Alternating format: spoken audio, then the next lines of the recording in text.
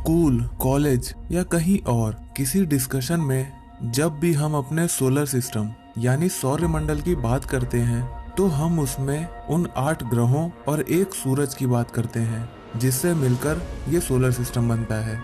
हजारों साल पहले लोगों को ये लगता था कि हमारे सौरमंडल में केवल 6 ग्रह मौजूद हैं, मरकरी, वीनस, अर्थ, मार्स, जुपिटर और सैटर्न।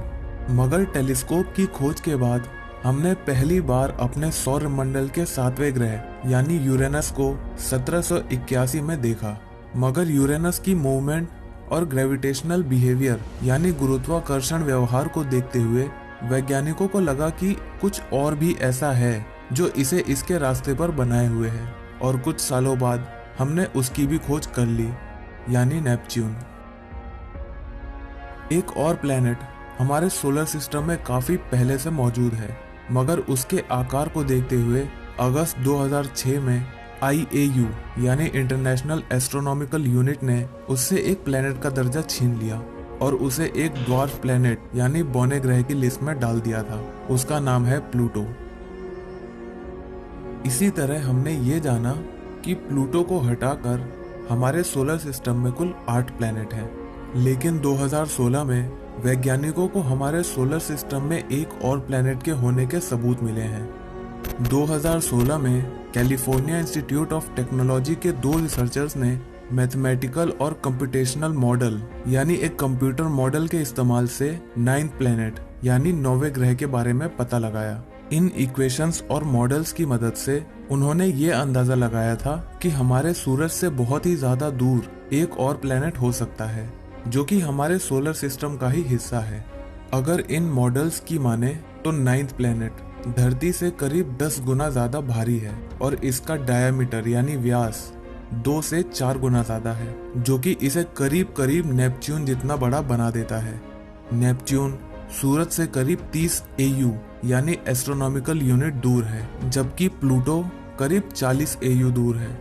सूरज से धरती के बीच की दूरी को एक एस्ट्रोनॉमिकल यूनिट कहते हैं और अगर 9th प्लेनेट है तो उसकी दूरी करीब 700 AU बताई जा रही है।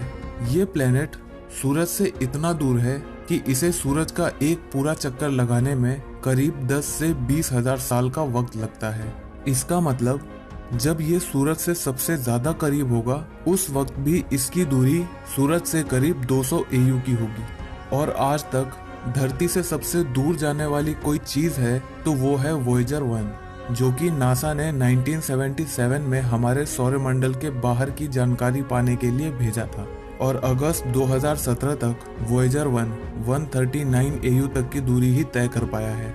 इसी वजह से 9th प्लेनेट का अभी तक कोई फिजिकल सबूत नहीं मिला है।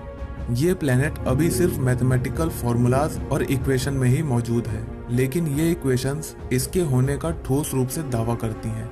इन इक्वेशंस के मुताबिक आज तक देखे गए 13 सबसे दूरी वाले ऑब्जेक्ट्स के पाथ को जब ट्रेस किया गया यानी जब उनके रास्ते का नक्शा बनाया गया तो पता चला कि वो नॉर्मल पाथ से अलग पाथ फॉलो कर रहे हैं, यानी वो सूरज का उस तरीके से चक्कर नहीं लगा रहे जैसा उन्हें लगाना चाहिए।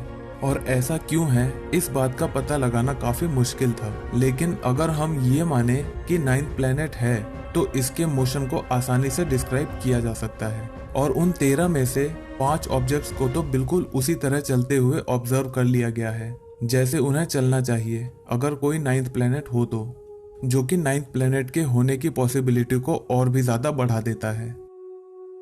अभी तक के 8 प्लेनेट्स सूरज का चक्कर उसके इक्वेटर से 6 डिग्री का एंगल बनाते हुए लगा रहे हैं। और ऐसा क्यों है, ये एस्ट्रोनॉमिकल दुनिया के सबसे बड़े रहस्यों में से एक है।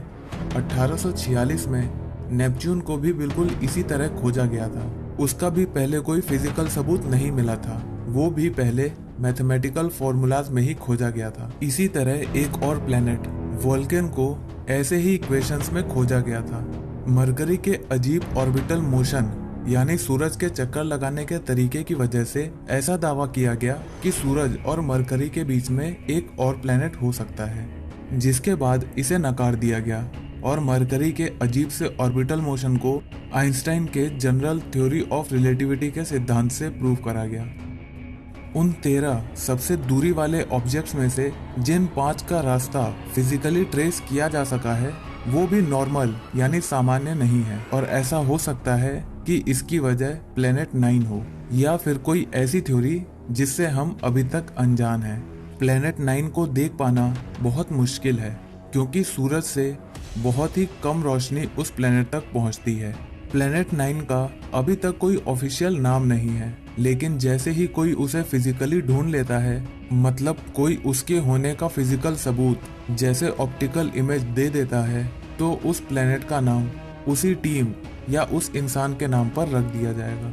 ऐसा माना जाता है कि ये प्लेनेट हमारे सोलर सिस्टम में नहीं बना था, इसे हमारे सूरज ने दूसरे सोलर सिस्टम से चुराया है।